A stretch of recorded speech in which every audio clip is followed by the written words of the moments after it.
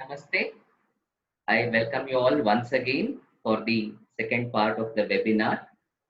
We were looking into a particular concept called Ekatattva Abhyasa, a section of 5 to 6 sutras in the first chapter of Yoga Sutra. We were specifically looking into this section in the context that we find ourselves in that we find ourselves currently in the moment. We are in this kind of a pandemic situation where there is a heightened anxiety, uncertainty, concern for many things that are around us. We have a lots of questions without proper answers to them. So this has prompted us to step back and think on certain things that we had taken for granted. In fact, this can be beautifully put in this way that we have been advised to stay home, right? That's the call that has been given to each one of us: stay home, stay safe. So, home is the place where you can safely anchor yourself. In the yogic language, in the yogic wisdom, staying home is staying with yourself, anchoring yourself inside. That is staying home, right? So this is a wonderful opportunity, whether we planned for it or we didn't plan, we have been given an opportunity has been thrown at us to, as we saw, to do three things at least: to reflect on the ways of being and behaving, to revisit some of the things that we had taken for granted, that we had assumed without even questioning.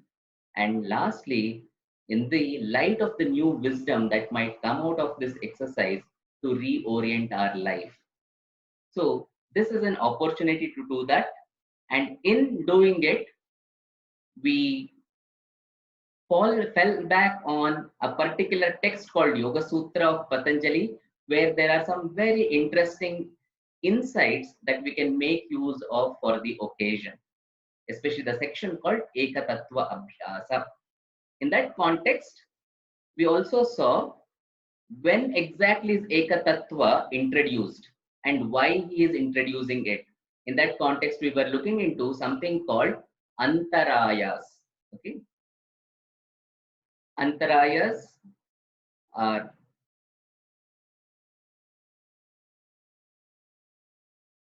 are 9 in number. I'm just trying to go on to the next slide. Just let me pause here for a moment. Vinay, could you just translate the word Antaraya also? Okay, I'll So come. could you just give the English equivalent as well? Just a minute. Yeah, sure.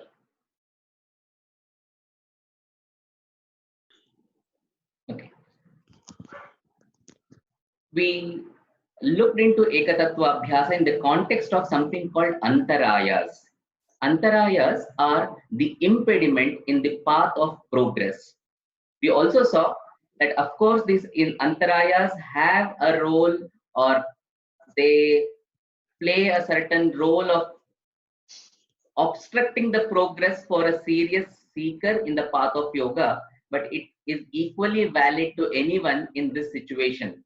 For all of us have or are familiar with certain conditions as of now. There is a disease, there is a certain physical illness that is bothering us. It might not be bothering us directly, but it is around us, that has led to some sort of mental lethargy. There's always a kind of absence of clarity, indecisiveness. We don't know when the lockdown will be removed or opened. Okay, it was May 3, as of now, it might get extended. So things are not certain. And there is also, because of this, a certain attitude of negligence to oversee things, that is pramada. Then there's also overall bringing out the quality of alasya or laziness. There is no vigor, there is no strength in whatever we are trying to do. So continuing further, We are also occupied with avirati, excessive indulgence. We saw about the news. We find ourselves incapable of extracting ourselves out of completely being obsessed with knowing the statistics of the situation, right? Being bombarded again and again in a day, a few times, perhaps in an hour, a few times, which may not be helpful at all. Yet we find ourselves incapable of pulling ourselves out of that situation. That is avirati. Then we have bhranti darshana, all sorts of ill-grounded perceptions that are there. Then the last two is all these are making us incapable of finding an anchoring space within. We are struggling to find this anchoring space inside. And even though if we find it sometimes, yet we fail to hold on to it as long as we would want to hold on to it. That is the last one, anavasthitatva. These are the 9 antarayas that have been listed. And along with these antarayas, Patanjali lists something that accompany them as well as the symptomatic factors. Okay? What he calls them as vikshepa sahabhuva. Sahabhuva means that's something accompanying in nature. So what are these? Dukkha, daurmanasya, angamejayatva, and shwasa prashwasa.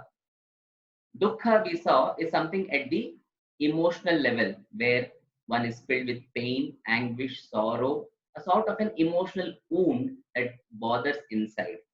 A continued state of being in dukkha will also affect one's at a mental level or cognitive level also. That is daurmanasya. It is unpleasant mood, a lot of negativity, negative emotions, depression and despair. All these are daurmanasya, which could also have a behavioral component in terms of angamejayatva, a sort of physical restlessness, tremor of the limbs, the unsteady nature of the physical personality, or constantly needing a need for constant support from outside to hold oneself steadily in the advanced situation, and also accompanied with shwasa prashwasa. Shwasa prashwasa is heightened breathing, where it is short, irregular, and disturbed. So these are the accompanying symptoms which go along with the antarayas. The antarayas are the conditions which we find ourselves often, especially at this moment, and some of these could also be found in us, especially uh, the trembling of the senses or the trembling of the physical body, angamejayatva. One can easily identify with the restlessness that we find with ourselves when we can't step out of the house. When we are asked to sit in, we find it so difficult to sit in. There is some sort of restlessness. That is angamejayatva. Proceeding further, so it was in this context Patanjali introduces something called Ekatattva Abhyasa. He says Tat Pratishedhartham means in order to overcome these, what could one do? One can practice Ekatattva Abhyasa. So it's three simple words are there: Eka, Tattva, and Abhyasa. Eka means single, Tattva is a principle. It's one single principle or one principled practice. We will try to understand it a little later. What exactly does it mean when we say one principled practice? But we'll look into the second part, that is abhyasa. So in this context, we also saw the sutra which defines what an abhyasa is. Tatra sthitau yatnaha abhyasah. I'm going fast a little bit here because we have covered these parts in the previous session. So for the moment, you can take abhyasa as something that is a conscious effort towards a directed end or a goal. You have a specific purpose in mind and you have undertaken conscious efforts towards that end. That is an abhyasa. Anuradha, you wanted to say something?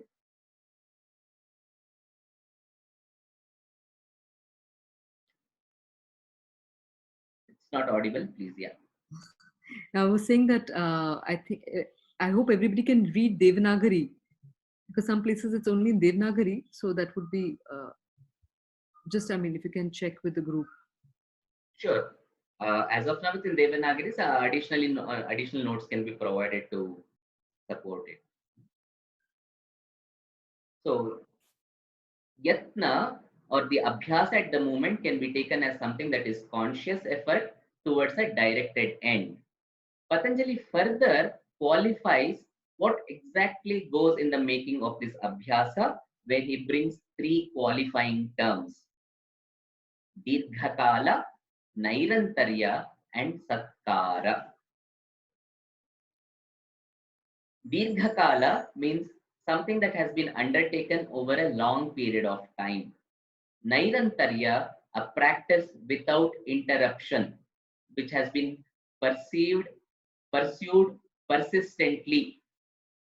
And the last component is Satkara, wherein the practice has been undertaken with an intense goodwill towards it, with a trust that one day this will lead me to the end which I want to reach.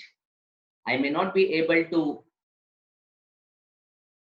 reach my toes today, but eventually Padahastasana will enable me, will empower me to reach my own toes. So that kind of a trust, a goodwill towards whatever practice that is undertaken. Why he emphasizes this is we need to understand many times we take a practice, but we do them grudgingly. Doing a practice grudgingly will never help us. Just because it is to be done at some 5 to 6 in the morning or 6 to 7 or whatever stipulated time, just to undertake it without that goodwill will not be helpful.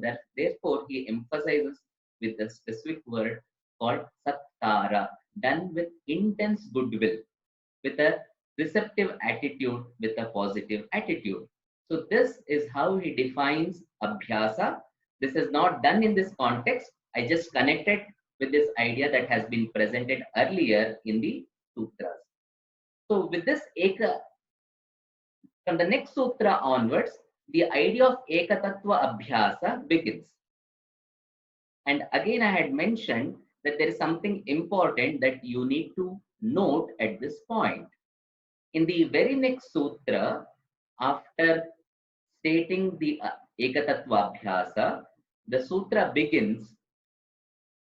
I'll read it out for you. It is there in the presentation as well.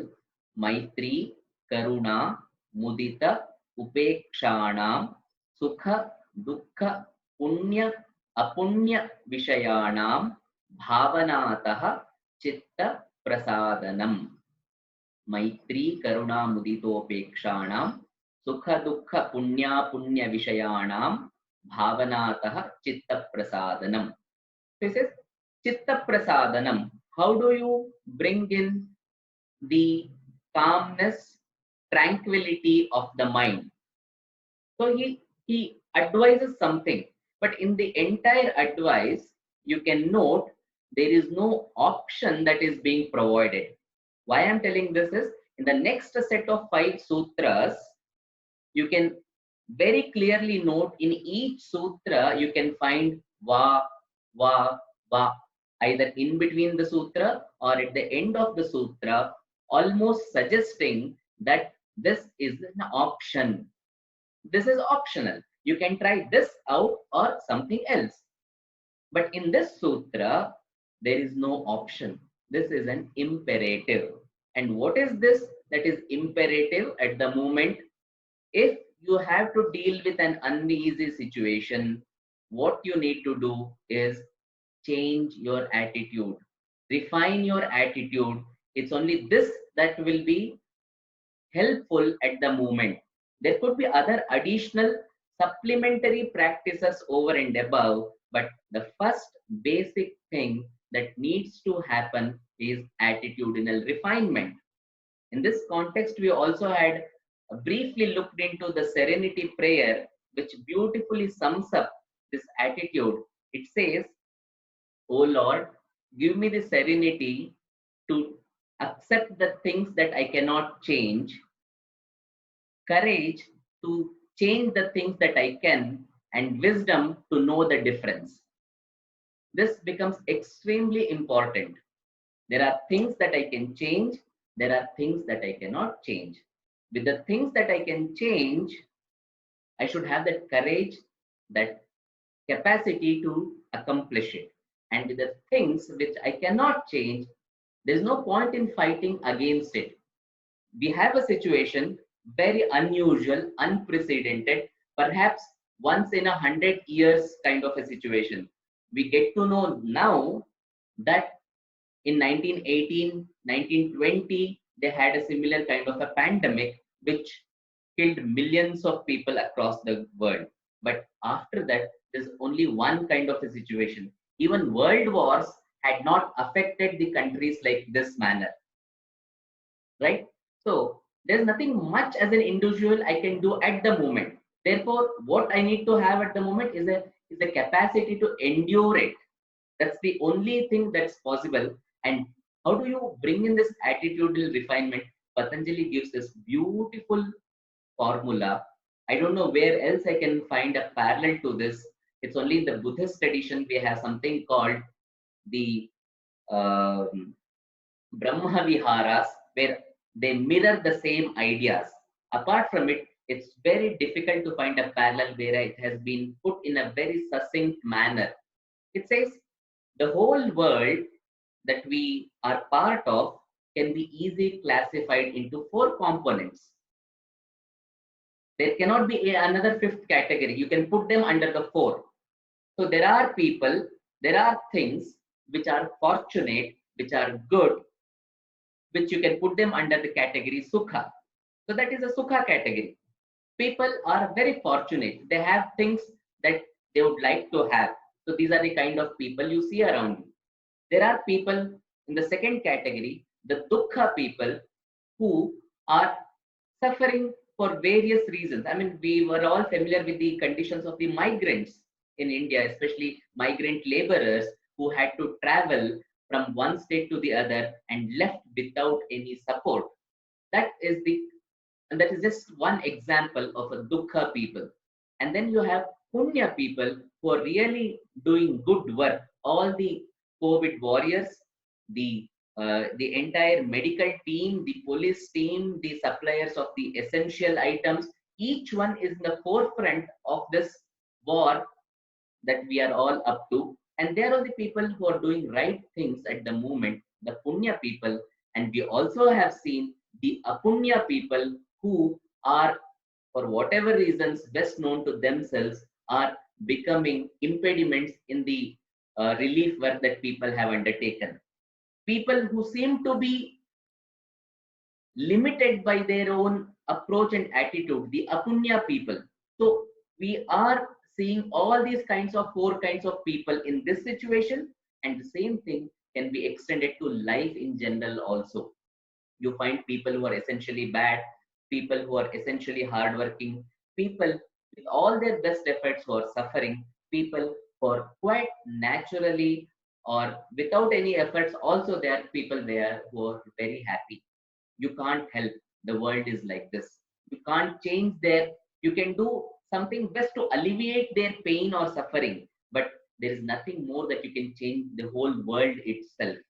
Then what do? Patanjali says, develop these four attitudes. First one is Maitri, a sort of friendliness, a loving extension of yourself, where with the people who are Sukha, in Sukha, those who are fortunate, you partake that fortune with you. You don't feel jealous about them, you don't curse about them, you don't complain about them, but you partake in their accomplishments in the situation that they are in. That is Maitri, the loving friendliness. Next is Karuna, compassion, empathy towards those who are suffering. Unless one can feel it, there is no way one can go out to help them. So, this sense of Karuna, empathy, compassion towards those who are suffering.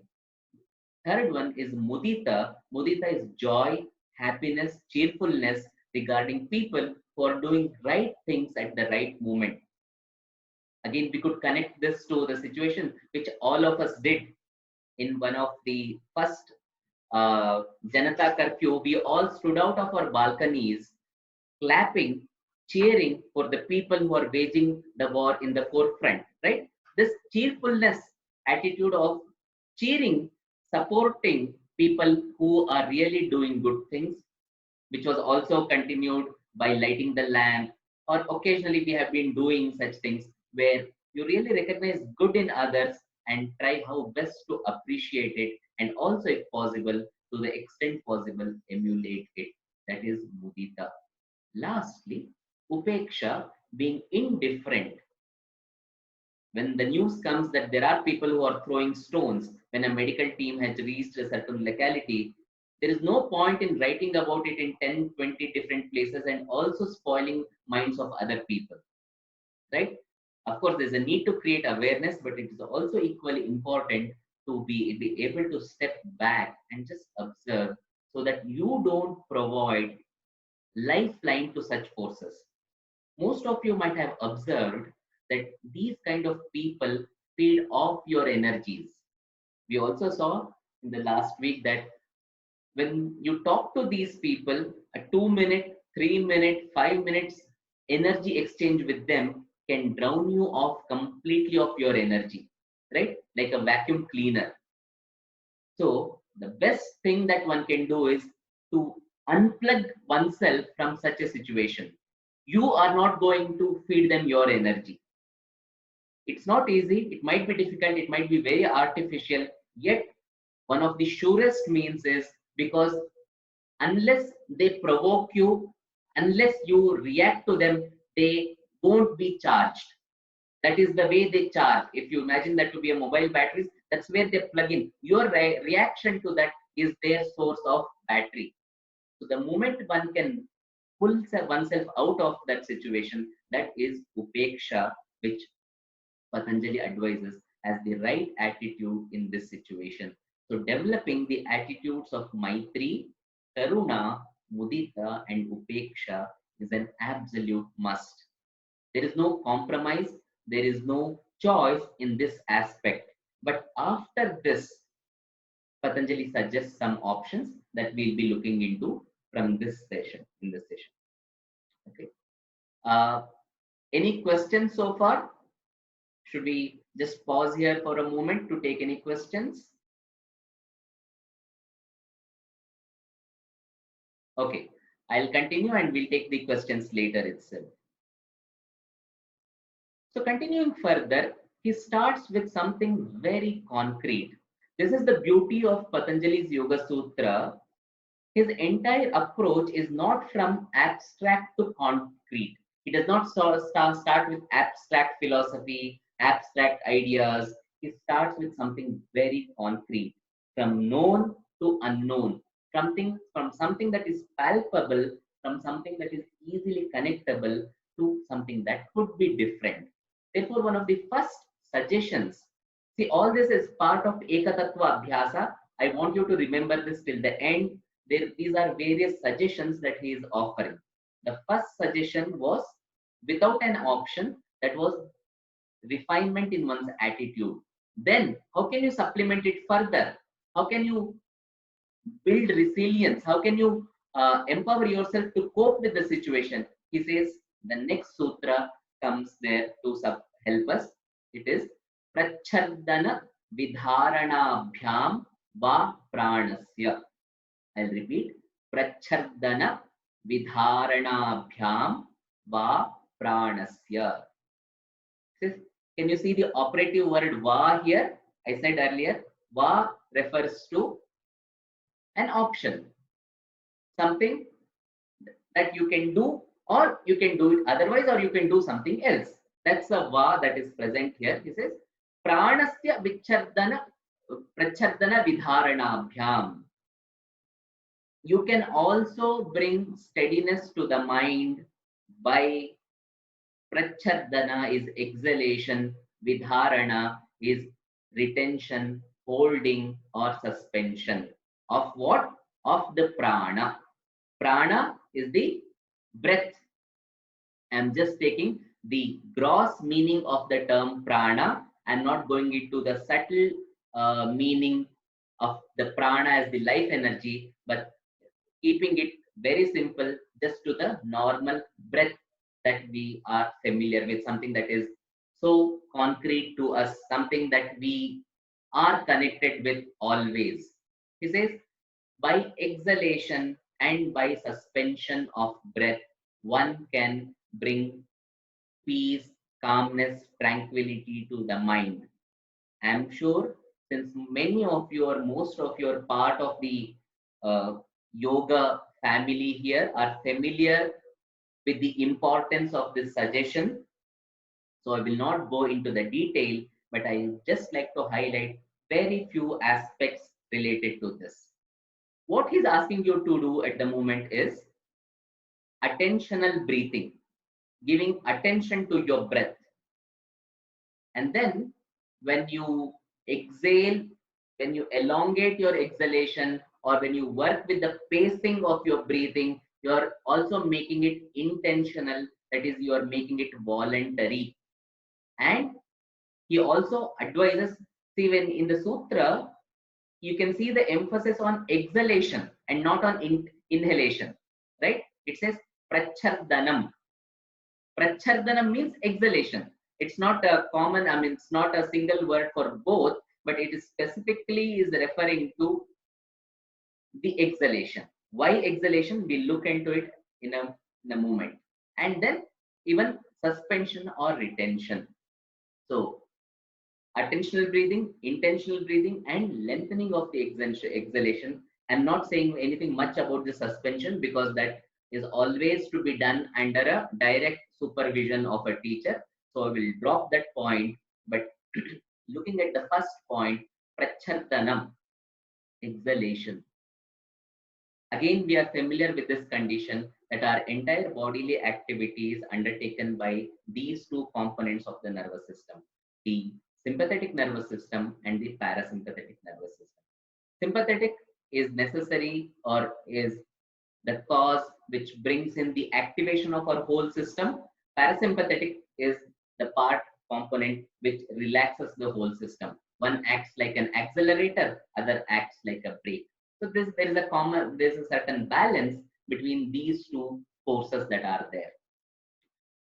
When there is a heightened acceleration, you can find the increase in the heart rate, increase in blood pressure, increase in the contraction of the large skeletal muscles, and body is ready to jump on something, right? That is the one kind of activity of the sympathetic nervous system. On the other side, where you have the parasympathetic activity, it slows down your heart rate, slows down the or lowers the blood pressure, and also the muscle tension is also relaxed.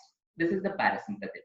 And in a simple correspondence, inhalation corresponds to the sympathetic activity, exhalation corresponds to parasympathetic activity. There are enough number of researchers, I will not go into the detail, there are enough number of researchers which have pointed that working with intentional breath, making it voluntary, of course, I mean, this is the only function which can be involuntary or voluntary. Making it voluntary, making your breathing voluntary will enable you to work with certain sections of the brain which are very closely connected to emotions, which are very closely connected with bodily awareness, which are very closely connected with your aspects of the uh, fight or fright syndrome. So in this situation, any kind of working with exhalation, which naturally they say these two components are worked with. One is the insula of the brain and the amygdala. The amygdala is the component which retains all the memories related to your pain, sadness, fear, and short breath or disturbed breath immediately taps into that area. There are papers, so I'm not going to the exact, but you can always refer. So any heightened breathing will tap into this area and make oneself heightened to those conditions of survival.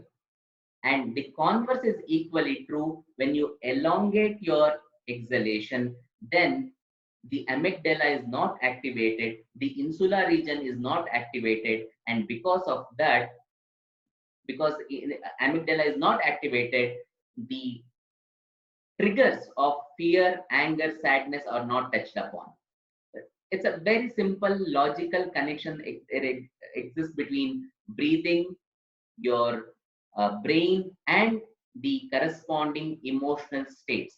So mood swings, emotional states, pressure, stress, all these can be easily worked with the breathing. The moment you bring attention to your breathing, 25% of the work is done. The moment you can elongate your exhalation, if I can count for 4 in inhalation, if I can do it for 6 counts in exhalation and eventually make it 8 counts, they advise 2 is to 1, 2 exhalation and 1 inhalation. If that is achieved, one can always be in a very calm, tranquil state.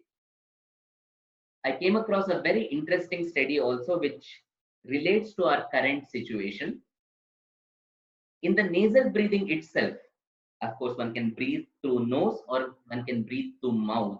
But nasal breathing also activates something called nitric oxide, which is present in our nasal cavities to a great extent. When we breathe through mouth, that is not activated. When we breathe through our nostrils, the presence of nitric oxide is enhanced. Nitric oxide is known for 2 functions. One main function is it acts as a vasodilator. That means it enlarges the size of the veins so that the blood pressure is brought down. So naturally it brings down the blood pressure. This is one important function of nitric oxide. So slow breathing, slow exhalation will increase the presence or volume of nitric oxide, which helps in bringing down the stress and bringing down blood pressure. This is one. But more importantly or more interestingly at the moment, nitric oxide also has antiviral characteristics. Nitric oxide has antiviral uh, characteristics, and today we are at the situation where we have to fight with the viral condition. So increase in the presence, increase in the volume of antiviral nitric oxide will definitely help to fight with the situation. And how is it that's achieved? Long exhalations, intentional breathing, attentional breathing with lengthened exhalation. So the volume of nitric oxide is also increased. I came across one more interesting study. The paper is available. If anyone is interested, they can write to me and share the paper. Which says they found that in the normal attempt to breathe long and in an attempt where they also use the sound of the humming bee, the volume of nitric oxide was enhanced by 15 times more, right? Which is this practice where while exhaling, you make the sound of the humming bee, Brahmari. Yeah, it's the Brahmari practice, which we are all familiar, where the presence of nitric oxide is enhanced. So all the pranayama practices have something or the other to contribute in this way, but at the moment the basis of all the practice of pranayama is this much: to understand that you are working with your exhalation, that you are working with retention, and working, flowing, bringing attention to your breath, making it voluntary, and elongating your exhalation has huge benefits which we don't even or which we're not even familiar with at the moment. So that's why one of the first concrete suggestions that Patanjali gives at the moment, when you are in stress, when you are having abrupt mood swings, when you are struggling to deal with the tension, then what could you do is befriending your breath. Work with your breath. That's the only concrete reality that exists with you. And you can see how changes can happen. So this is the very second sutra in Ekatattva Abhyasa. With this, I will proceed further to the next one. So if there are any questions, I'll take it later. The next one, again, see how from very gross and concrete he proceeds. Even the next one is also very concrete. The sutra goes like this: Vishayavati va pravritti utpanna manasaha sthiti nibandhini. Vishayavati va pravritti utpanna manasaha sthiti nibandhini. Manasaha sthiti nibandhini. Manasaha is of the mind. Sthiti nibandhini. How do you bring firmness? So he says Vishayavati va pravritti utpanna. Again, you can note something here: the presence of the operative word va. Again, this is one more way. There is no hard and fast rule. If working with your breath is fine, you do with it. If you find it difficult, you want something else, we have one more option where you can attain the same results. What is this? Vishayavati va pravritti utpanna. Find out, identify a particular kind of sense object engagement that you find useful. See, the senses have the tendency to take our attention outside. It's beautifully brought about in one of the verses in Kathopanishad, where it says all these act like windows where consciousness continuously flows out. But what the tradition has identified, what yoga tradition has largely identified and made use of is, if these are windows, if consciousness can flow out, the same conscious windows can be used to turn the consciousness inside, right? So they are windows. They can, the movement can be either ways. So why not do we use it to turn inside?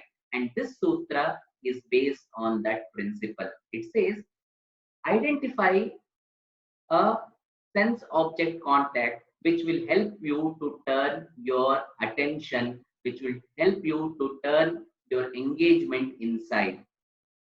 This might appear to be very abstract at the moment, but just look at various kinds of practices that we might be familiar, we might be doing, or which we are open to do. Working with your senses, it could be sense of touch, sense of smell, sense of taste, sense of sight, or sense of listening. Either one of them or put together or in a certain combination. They all could act as a very effective means to calming the mind. We are not at the moment speaking about any advanced stage of meditation. No, the whole context you should remember: when the mind is agitated, what can I do? When the mind is disturbed, what I can do? The question, when can I meditate, when can I go into samadhi, is for an advanced practitioner. I'm not concerned with it at the moment. When I'm disturbed, what can I do? It says, engage with your senses. Each sense has a unique way of connecting with its object. Can you spend time with it? Can you engage with it? What in the positive psychology we call it as a special kind of engagement, where you just try to live in that moment of that contact and that connect. For example, if one has very good sense of tasting, why not try out an apple meditation?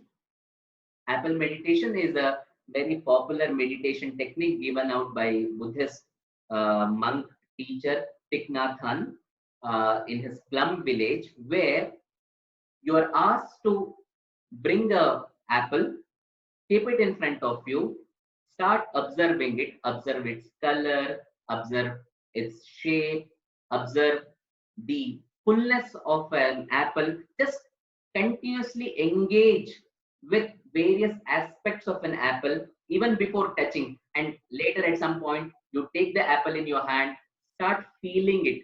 See, every sense is connected around one particular thing itself, and it is very concrete. Then when you start eating it, you savor it, you see how when the tongue comes in contact with the object or the apple, what is the first experience of it? Can you stay with that experience? Can you elongate that experience?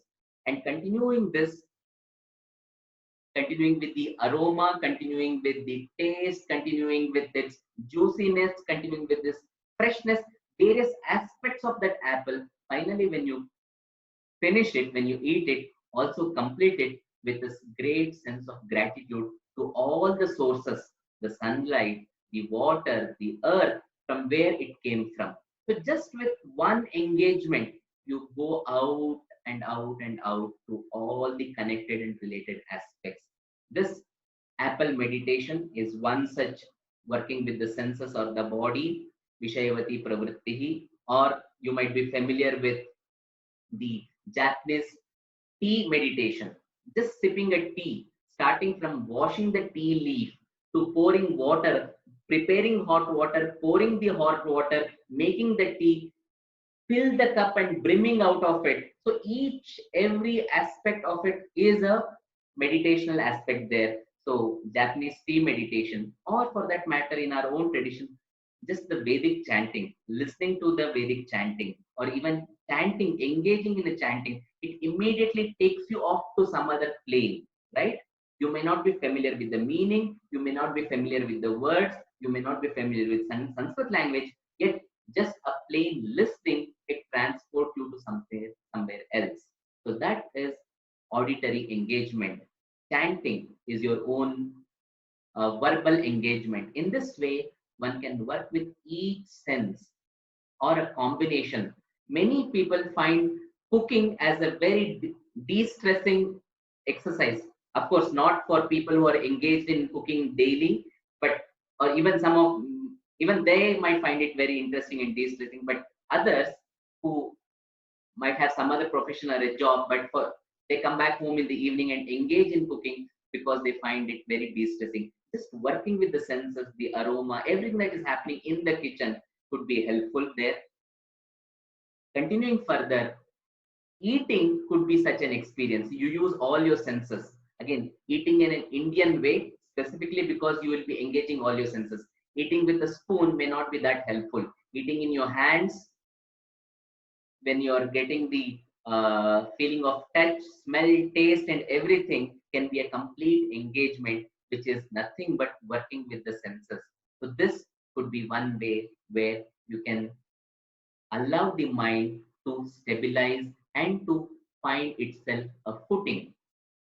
Extending it further, not just with the senses, working with the body itself can also be something that is calming in nature. The entire asana practice, where you engage with your body, you change your postures. Again, there is a very interesting connection here you can note. Our attitudes and our bodily postures are very easily connected. When you are in fear, the body contracts. When there is a confidence, body opens up. Forward bending and backward bending asanas can be helpful. Many find backward bending asanas will enhance one's confidence because you're opening up, you're willing to face the world. Forward bending, perhaps for someone who is too extrovert, has to change his attitude. Forward bending asanas are always helpful because you want to just retrace a little bit. So in this way, changing postures, getting into asanas are helpful. Working with your senses, all sorts of sense and body engagement, body sense somatic engagement will always help in developing resilience, will help in developing the right attitudes that are required, and will help in dealing with a stressful situation. So this is what Patanjali is bringing out in this sutra. Proceeding further, he goes into a slightly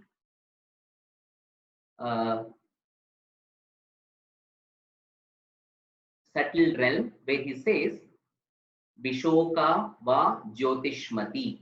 Vishoka va Jyotishmati. Again, you can see a word va, which is presented as an option.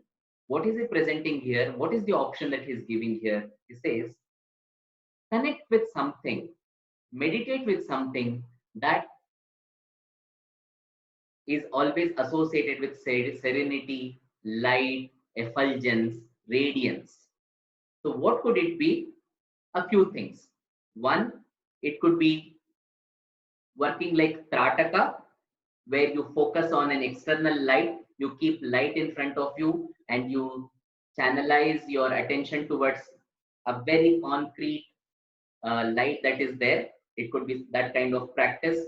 It could also mean identifying a place in your own body which is always associated with light and sorrowlessness.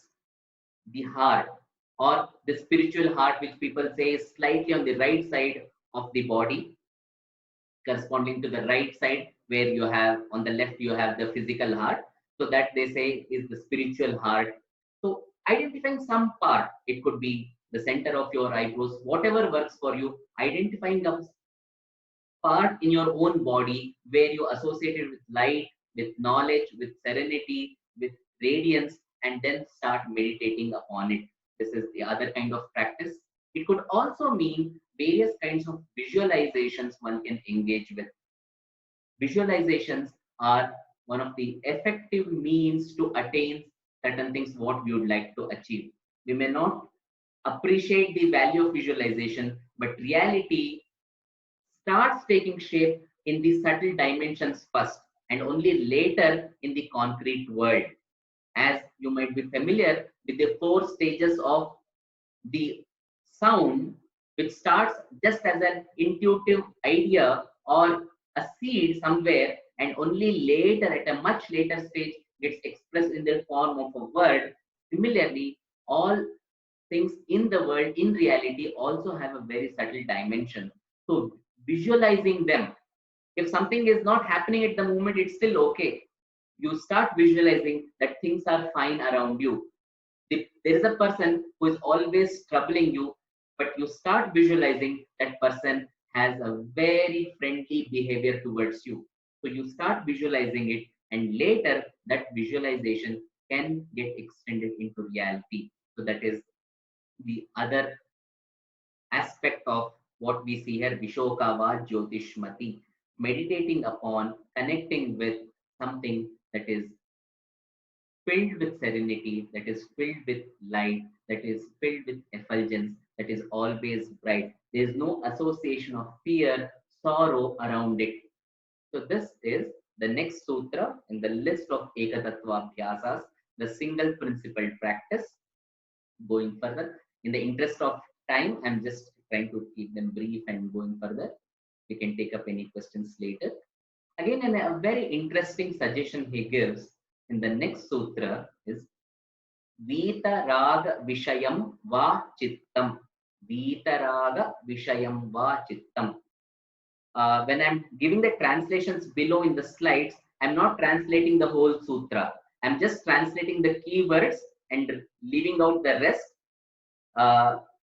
One line translation of the entire sutra is given below for your reference, but word to word translation is not given here.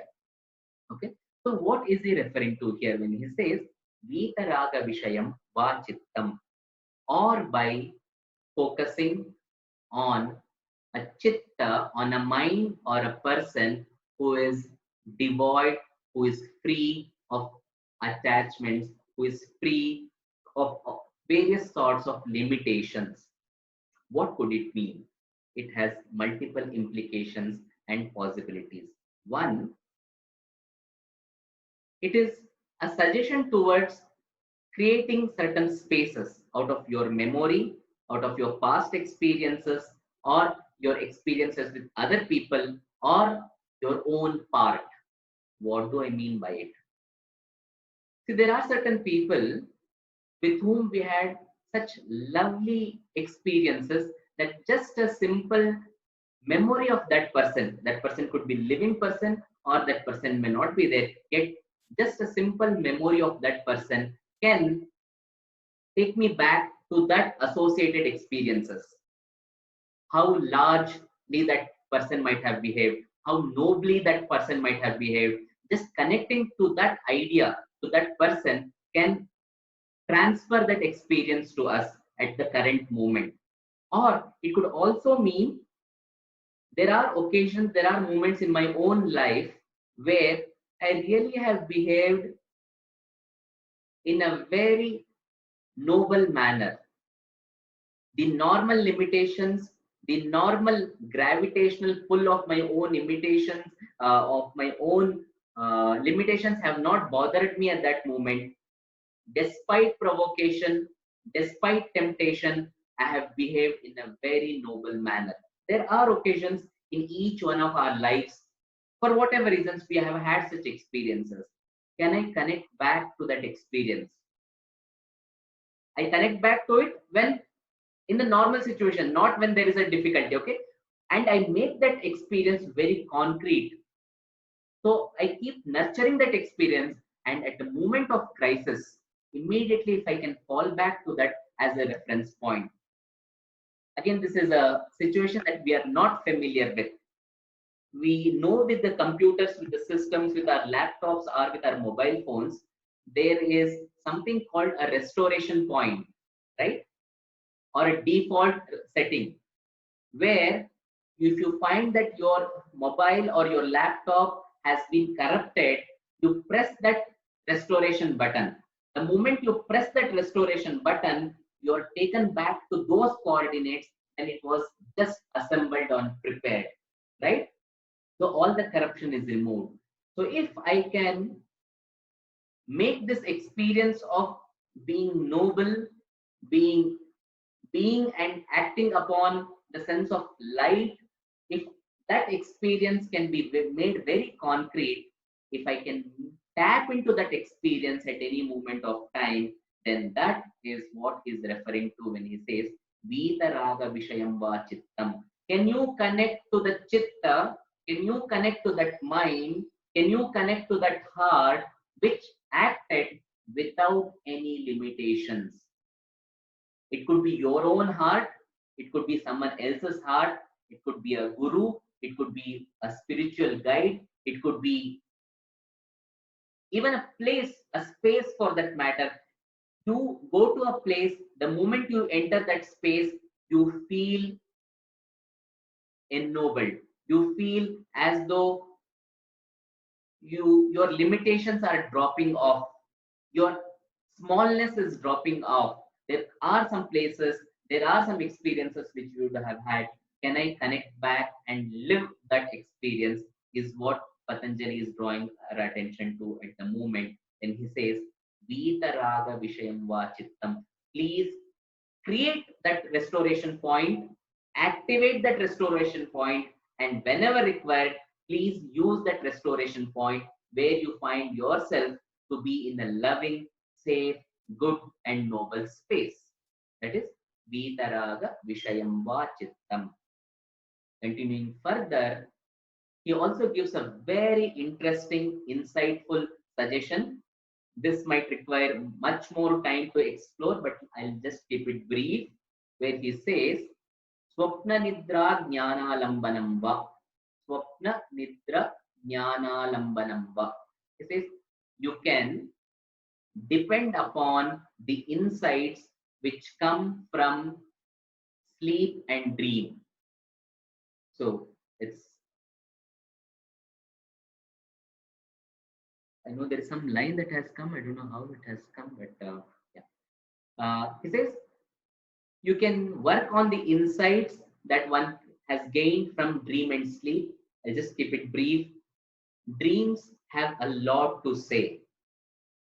Dreams are the language of the unconscious trying to tell us what we might have missed out in our awakened state.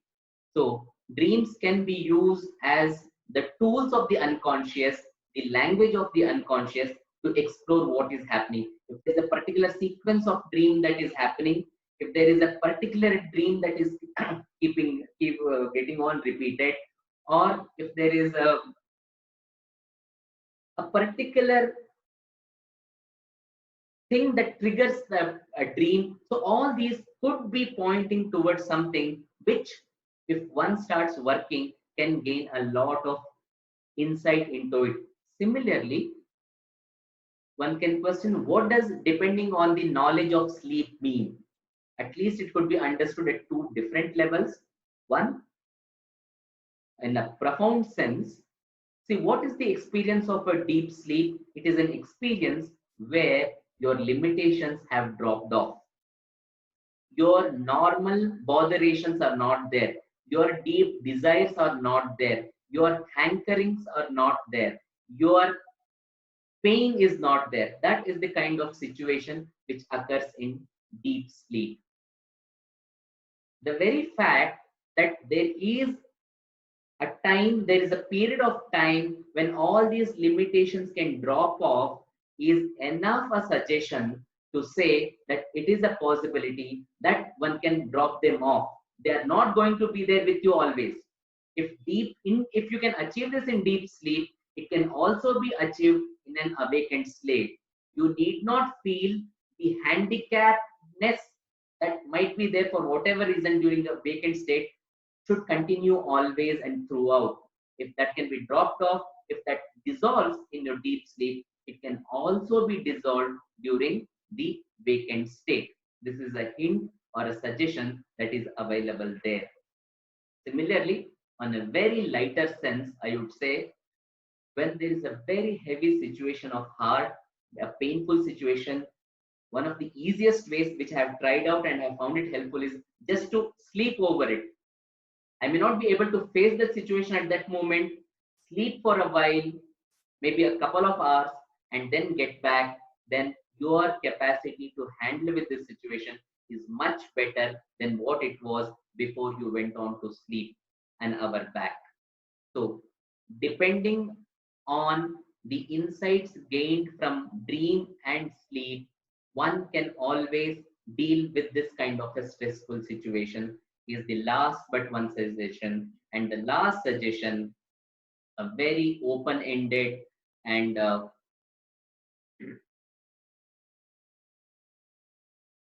highly inspiring, encouraging kind of a situation is he finally says, Yatha Abhimata Dhyanatva. You can do whatever you can meditate upon, you can engage with whatever you're naturally inclined with. You need not limit yourself to a particular given set of rules and suggestions to do this. If whatever you like, going on a walk, if someone is interested in canoeing, paddling, or trekking, whatever it could be, if it helps you to resolve the situation, if it can bring certain level, degree of calmness, please identify it and engage with it. It could be anything for that matter, but just ensure it should not be something that can be addictive, something that is can lighten your spirit, something that uplifts you at the end of the practice. I'm adding this because if someone should can come and say, what about drugs and what about alcohol? Of course, at the moment, they can liberate you from the difficult situation one is in, but at the end, they are going to hold you back with greater gravity. So that is not going to help us. Therefore, find a source, find a practice, find a technique or an engagement which is liberating in nature. It could be anything for that matter. You don't even need to limit yourself. Identify it and start engaging with wherever you find your heart naturally going and connecting with. Find it and engage with it. And all these are, in fact, in this is a kind of an open architecture where you can list out as many activities and practices as possible. Okay, one need not even limit the Ekatattva Abhyasa. So in all these things, you can see the practices are manifold, but the principle is one. And what is that singular principle? It is engage with your attention completely, whether it is your breath, whether it is engaging with the senses, whether you're eating, watching, listening, whatever it is, you engage with it completely. So that is Eka Tattva, singular principled practice, but the practices could be manifold. Identify what helps, but definitely one of these are, or the combination of these are going to help you, and please work with them. This is, in brief, what Patanjali brings out as Ekatattva Abhyasa, and even appropriate for us at this moment when we are going through a very interesting, challenging situation. I don't want to call it necessarily a difficult situation. Of course, there are difficulties, but this is definitely something much more than just a difficulty. It's a great opportunity to learn and gain insights into many things. And Ekatattva Abhyasa, I hope, could be of some help, use at the moment. With this, I'll conclude my presentation.